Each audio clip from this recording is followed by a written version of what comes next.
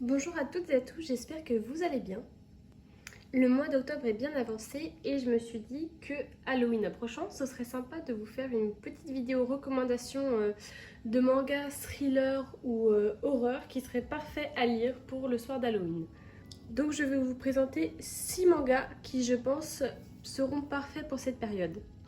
On commence par Le bateau de Thésée. Donc c'est un manga qui est terminé en 10 volumes. Donc c'est pratique vu que c'est une série assez courte.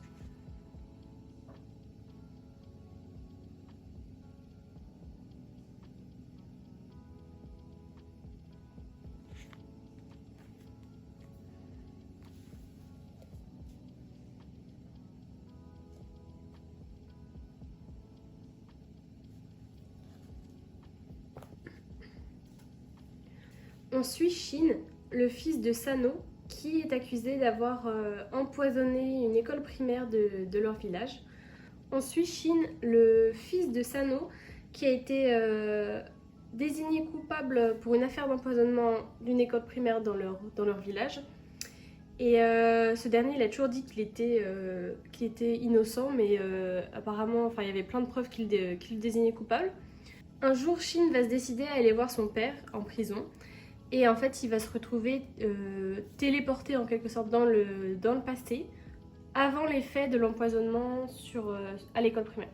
Du coup, son but, ça va être d'empêcher son père d'empoisonner l'école primaire. Du coup, dans cette quête, il va rencontrer pas mal de personnes. Et déjà, il y a plein d'éléments étranges dans le village avant même que l'empoisonnement ait eu lieu. Et au final, il va enquêter. Shin va enquêter avec l'aide de son père, du coup, du passé, pour essayer de trouver le coupable et empêcher cet événement tragique. Donc c'est pas vraiment un manga d'horreur, c'est plus vraiment un thriller, mais c'est super sympa et très très addictif. Ensuite, évidemment, je vous présente la pépite de Meian, Gannibal. Donc comme le nom l'indique et le laisse présager, c'est bien une histoire de cannibale. Donc évidemment, celui-ci est vraiment plutôt horreur et à ne pas mettre entre les mains de n'importe qui parce que c'est très choquant. Donc on va suivre un policier qui vient d'être affecté dans un petit village à Kougué. Et en fait, l'ancien agent a mystérieusement disparu. Et avant qu'il disparaisse, il accusait les habitants d'être des cannibales. Donc on va suivre l'agent de police au fur et à mesure de ses découvertes. Et ça va vraiment être une course contre la montre pour sauver les innocents, des enfants. Et puis aussi pour sauver sa famille qui est mise en danger par les habitants, qui sont extrêmement bizarres, on va pas se mentir. Mais vraiment, c'est génial. Si vous ne l'avez pas encore lu, je vous conseille fortement de le lire. Donc pour Gannibal, il y a actuellement 13 tomes au Japon. Et chez nous, pour l'instant, il n'y en a que 10. Et il me semble que le 11 va sortir très très prochainement. Donc c'est le moment pour se mettre à ce manga qui est quasiment fini. Ensuite, je vous présente un grand classique, je pense, qui est Battle Royale. C'est fini en 8 tomes pour l'Ultimate Edition et après je sais pas pour les autres. Donc en Asie, il y a une nation qui expérimente un jeu de massacre entre élèves qui est appelé le programme. Et une classe de 3e est choisie au hasard chaque année pour participer à ce programme. Et donc les élèves doivent s'entretuer jusqu'à ce qu'il n'y ait un seul élève vivant et celui-ci aura le droit de rentrer chez lui. Et ce jeu est retranscrit à la télé et tout, donc c'est sympa. Et donc on suit les élèves qui ont été malheureusement choisis à participer à ce programme.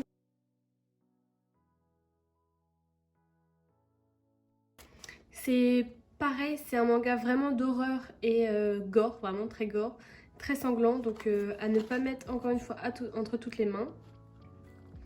Mais pour ceux que ça ne dérange pas, je pense que c'est vraiment une super lecture et c'est vraiment un des piliers du manga, enfin c'est vraiment un grand classique, donc si vous ne l'avez pas lu, il faut vraiment s'y mettre. Et en plus 8 tomes, c'est assez rapide. Mais si vous êtes plutôt sensible au sang et tout ça, évitez quand même. Ensuite, un manga qui est sorti il n'y a pas très longtemps chez Kiun, c'est Léviathan. Déjà l'édition elle est superbe, les tranches sont noires, ça rend super bien. Et c'est un grand format, donc c'est super pratique à lire. Il me semble que le manga sera fini en 3 tomes et actuellement il y a 2 tomes de sortie, donc ça va aller assez vite. Donc en fait on va suivre une double histoire en même temps et je trouve ça vraiment super bien fait. Il y a des pilleurs d'épaves qui vont découvrir un vaisseau abandonné dans l'espace et en fait ils vont tomber sur un journal de bord qui a été écrit par un des enfants qui est en voyage scolaire sur ce vaisseau.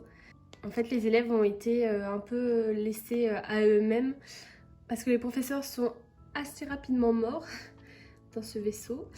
Et tout simplement, les élèves se sont entretués pour survivre, car il n'y avait qu'une seule capsule de survie disponible. Et en fait, durant les 3 tomes, on va suivre les élèves du coup qui luttent pour leur survie, les clans qui vont se former, tout ça.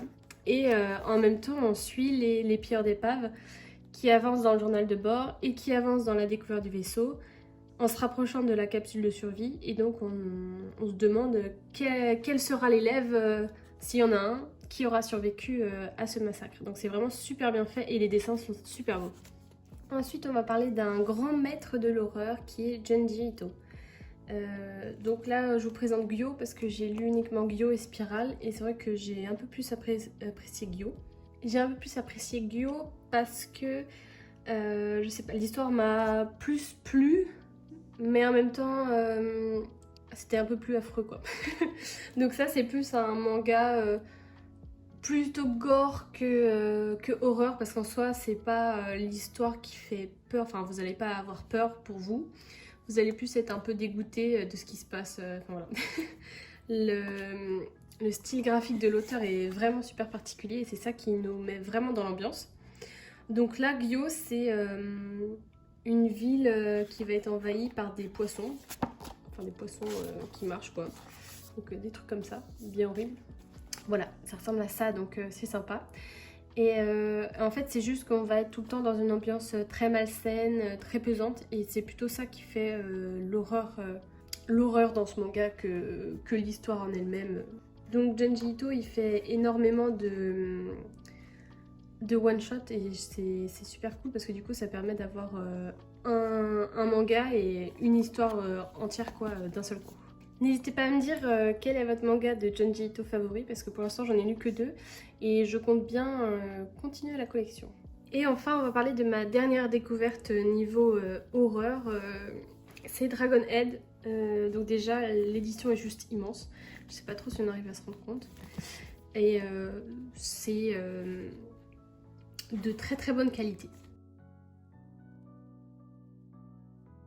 Donc là on est un peu plus sur, enfin on est sur de l'horreur mais pas trop gore non plus, enfin en tout cas pas le premier tome, j'ai pas trouvé. C'est plus pareil dans une ambiance de huis clos en fait où on va être stressé pour les protagonistes et anxieux pour eux. Surtout qu'on sait pas trop ce qui se passe et eux non plus, donc je trouve ça vraiment cool de ne pas savoir. Donc l'histoire c'est une classe d'élèves qui rentrent d'un voyage et en fait au moment où leur train passe sous un tunnel, le tunnel va s'effondrer et il y aura quelques survivants qui vont essayer de survivre dans le tunnel en attendant les secours. Sauf qu'en fait il semblerait que il n'y ait pas que le tunnel, enfin que ce soit plus gros que juste le tunnel qui se soit écrasé sur eux, mais il y aurait une espèce de catastrophe dans le monde et on ne sait pas du tout ce que c'est. Du coup on va voir comment ils vont réagir face à ça, face au fait que peut-être qu'ils ne seront jamais sauvés. Donc ils vont essayer de survivre dans cet environnement très hostile, en essayant de trouver de quoi survivre avec l'eau, la nourriture qui était présente dans le train, mais surtout aussi essayer de s'échapper étant donné que l'air au fur et à mesure va manquer et qu'il semble y avoir de drôles de choses dans le noir. J'ai trouvé ça super intéressant et c'est un manga qui est fini en 5 tomes, donc c'est pareil, ça va être assez rapide, mais du coup le tome coûte 20 € vu que c'est une très grosse édition. Je pense me procurer la suite prochainement parce que j'ai bien envie de savoir la suite de l'histoire, qu'est-ce qui s'est passé réellement dehors, est-ce qu'ils vont réussir à s'en sortir, voilà.